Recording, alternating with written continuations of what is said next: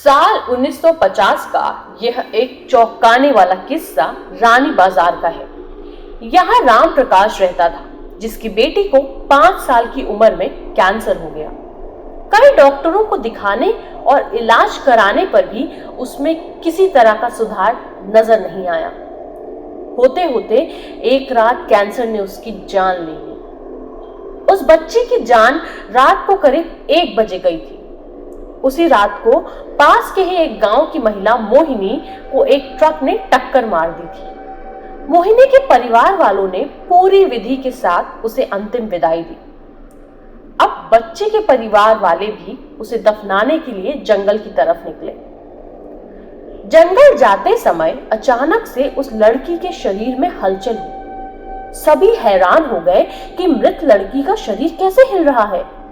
थोड़ी ही देर में लड़की जिंदा हो गई और उसके परिवार वाले खुशी खुशी अपने साथ घर ले आए।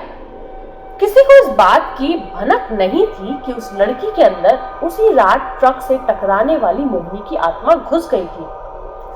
बच्ची जब से मौत से लौट कर आई थी, तब से ही उदास और चुपचाप एक कोने में बैठी रहती थी। एक दिन उसकी माँ ने उसे खुद अपने हाथों से खाना खिलाया और मामा के घर ले जाने की बात कही।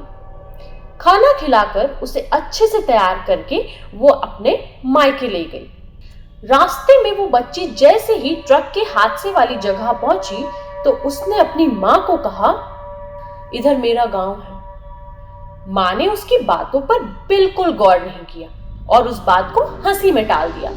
कुछ ही देर में वो अपनी बेटी के मामा यानी अपने भाई के घर पहुंच गई।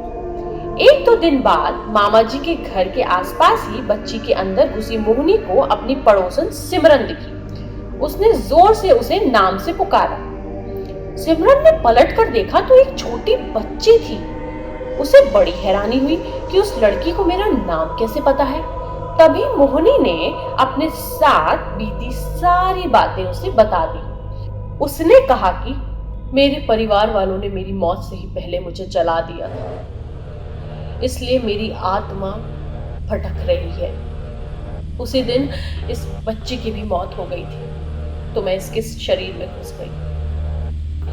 सिमरन ने ये बात अपने गांव जाकर सबको बता दी। पूरे गांव वाले और उसके रिश्तेदार मोहिनी से मिलने के लिए उसी बच्ची के मामा के घर के पास पहुंच गए। उस लड़की के अंदर रह रही मोहिनी की आत्मा ने सबको एक एक करके पहचान लिया। कुछ देर बातें करने के बाद वो अपने परिवार वालों के साथ अपने घर चली गई। अब उस लड़की की माँ बच्ची को घर में ना देखकर परेशान थी। जब उसे पता चला कि वो कुछ लोगों के साथ दूसरे गांव गई है तो वो उसे बुलाने के लिए चली गई। अपने परिवार के साथ खुश मोहिनी ने वापस आने से मना कर दिया। पास के ही लोगों ने उसे समझाया कि तुम्हें दोनों परिवारों के साथ रहना चाहिए, इससे सभी को खुशी मिलेगी। तुम किसी एक परिवार को दुखी नहीं कर सकती हो। इस बात को सुनने के बाद लड़की के शरीर में रह रही मोहिनी अपनी माँ के साथ वापस आने के लिए राजी हो गई।